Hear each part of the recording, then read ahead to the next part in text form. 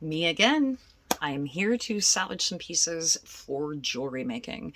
So some of us have items that look like this that we actually find at thrift stores, Goodwills for $1 or $2.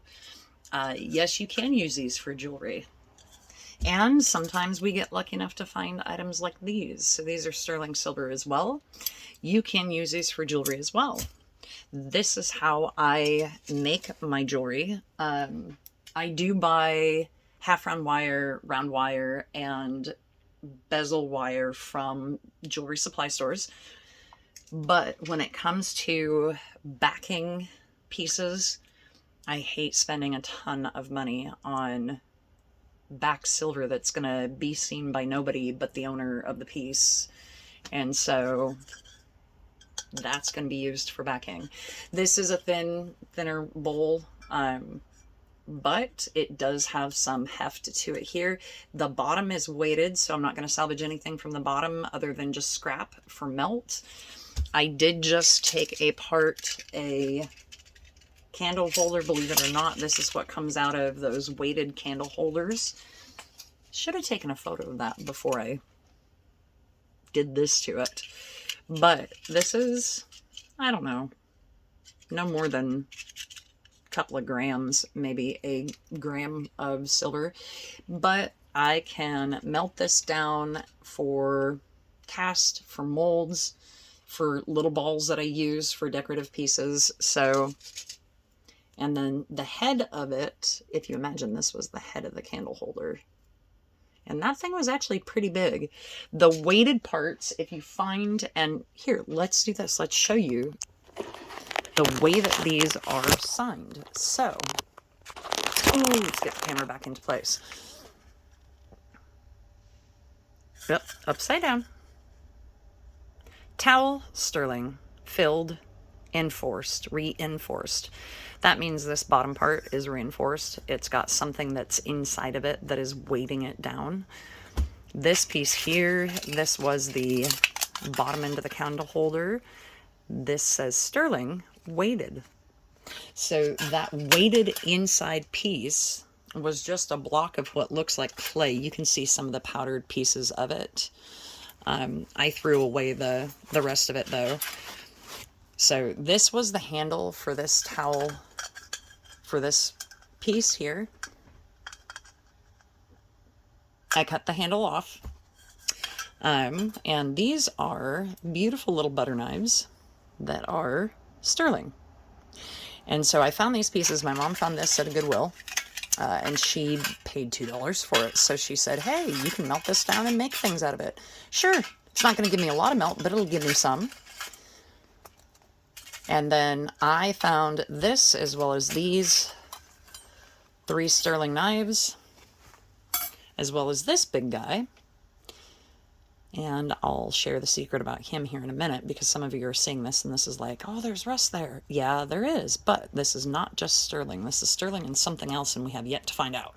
We will here in a minute.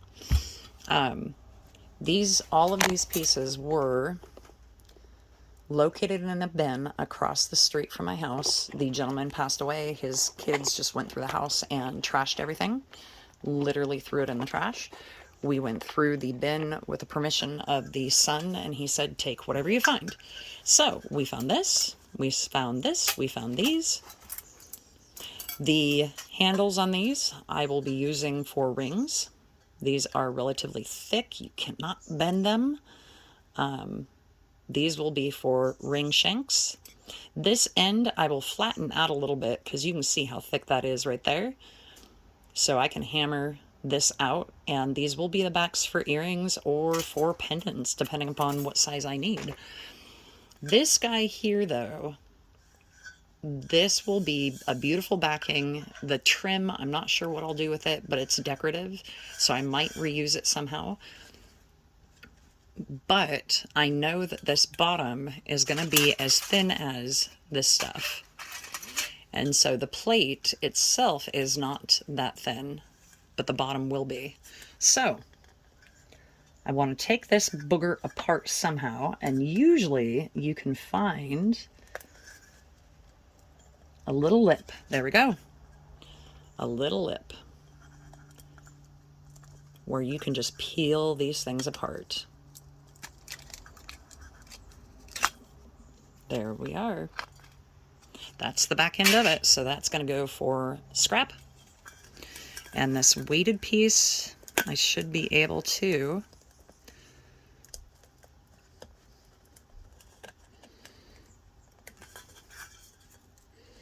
know what I'm going to do, because this has been bent so many times. I'm going to take my trusty little Dremel friend here and just cut out this bottom end, because I'm not going to salvage this for the back of anything, this area, because this has been bent so many times. Over time it's been pressed in and out and in and out that it's made this area weak.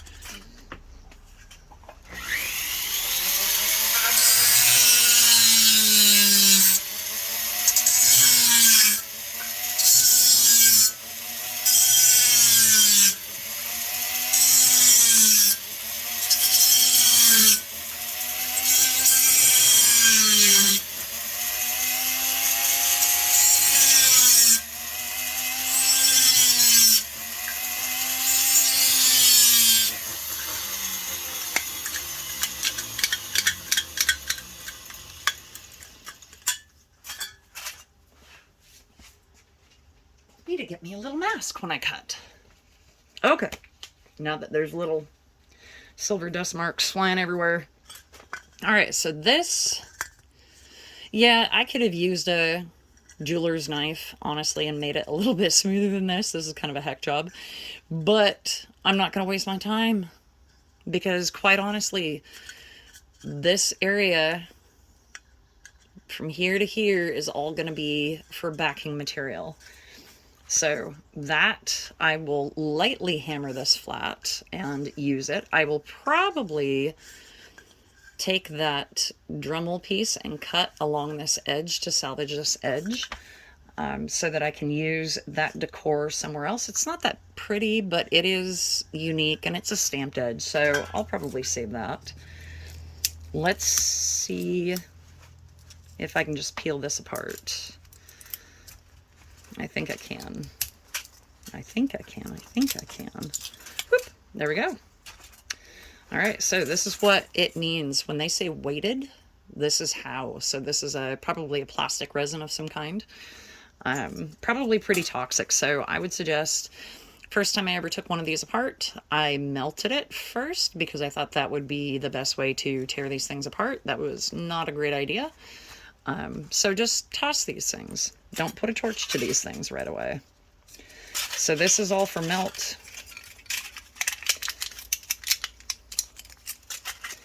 I'll put it in a little baggie for melt. Okay. And then, should we cut the rim off today or later? I'll probably do the rim later. I'll leave it just like this. Oh, so it can hold all my stuff for melt. Ha! This guy, I don't know. I'm not sure if I'm going to use this or not in jewelry, just because this is such a thin metal still, even though it's, I don't know. I'll just let it sit around. I won't melt it just yet. Okay, now on to the serving knife. So serving platters, if you find something like this and you think, oh great, this is silver. No, this is not. You can tell the difference between the two already. See how shiny this is. See how kind of dulled out that is. This is the silver part. And see how it's split already? I did not split it. Actually, it already came split. So I think someone left it on a stove and it probably split the resin is what happened. This piece though, let's see if we can stick one of these knives in here and pry it open. There we go. This piece is silver only too. Get off of there. This is the silver part of this piece. So there's still a little bit of silver right here that I will cut out. But see, there's a metal. The reason why we're seeing the rust that's bleeding out on here, there is a metal center in here. And so is this really like the best way of salvaging these? Probably not. Oh, I'm just going to hit this thing with a hammer. So I'm going to take you over here to my hammer. We're just just going to knock this about a little. This will knock out all of the crap. Yep, there we go. We can flatten this thing.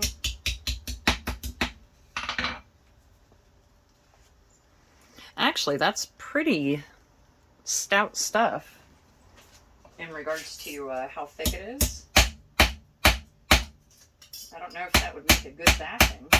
We will see.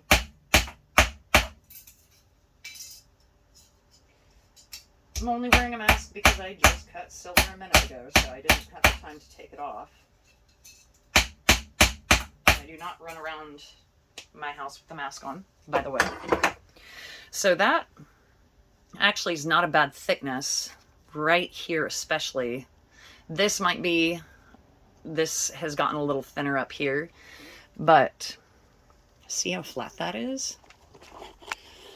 So silver does not rust. So that is not part of the silver. That is just on the surface of the silver in regards to discoloring it. So that will clean up. And that is from this hairy thing right here. And I think now, since I've been able to knock out this guy, and here, I'll take you over to my hammer just a little bit more so you can see what I'm doing.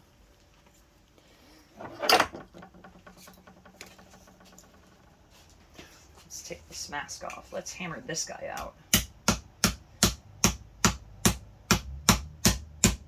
Break apart all of his molding stuff. It's almost like a cement.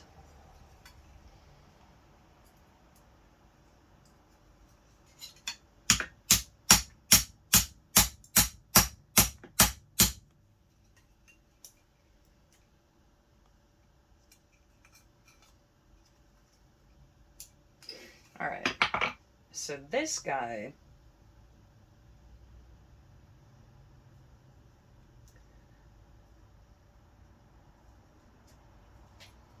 right here, the silver ends right there along this thing. So I'm going to take my trusty little cutter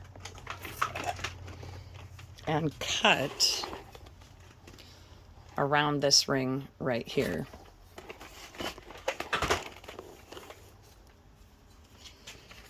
Let me put my mask on again real quick.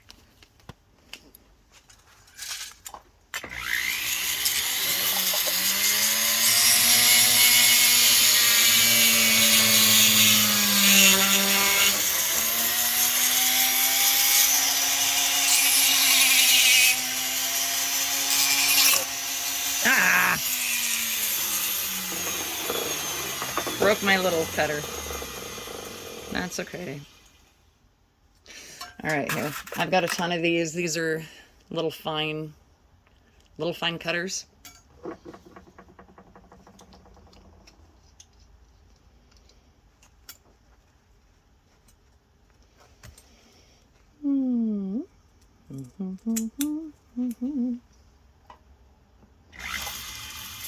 There we go. Okay, now to try again.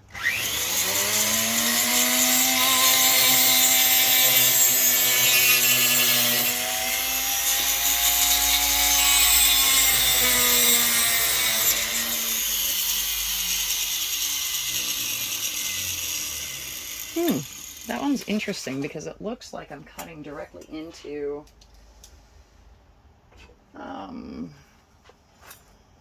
metal, but it's not, that there's no difference between the silver and the metal piece, which I know that there is.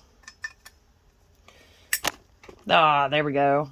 We got it out. And we got the ring. So do you see how I didn't even have to cut the ring all the way around? I just pulled on this and it pulled out the piece. So I am going to, though, cut off this piece. This will be for melt. So that'll be a little melt piece, and see how it's separated evenly from this.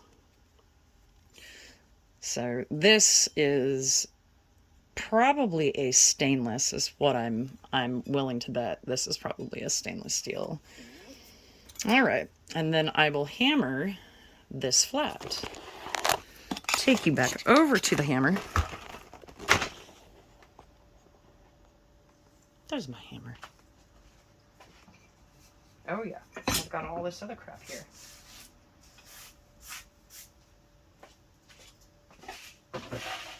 Which, if you're a jeweler, like I am, and you have a vise, and something like this happens because you've been using this portion of the vise, remember now these are flat areas that you can hammer on that come with the vise, and this is probably a, you know, similar to an old Harbor Freight vise. So these are very thin, and you can see I broke mine from hammering.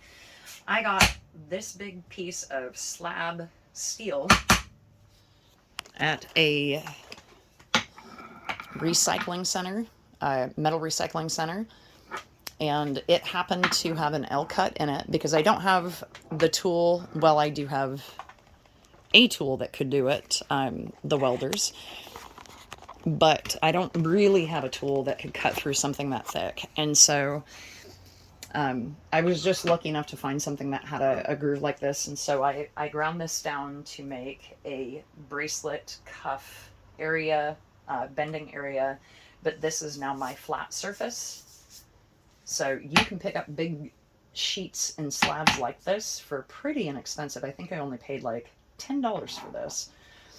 And what I did do was I found a neighbor who was falling a tree, and I got one of the rounds that he fell before he sawed this thing in half. And so I've got a nice surface for all of my tools.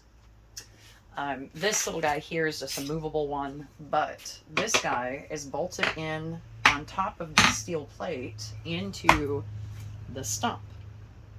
And so that allows me to put this sheet in between and to have a nice big flat surface for hammering out silver or knives or whatever it is that I'm doing that day.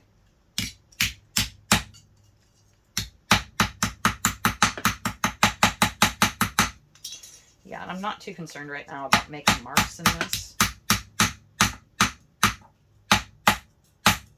I just want it flat. Sweet. It's a flat piece of silver now. Okay.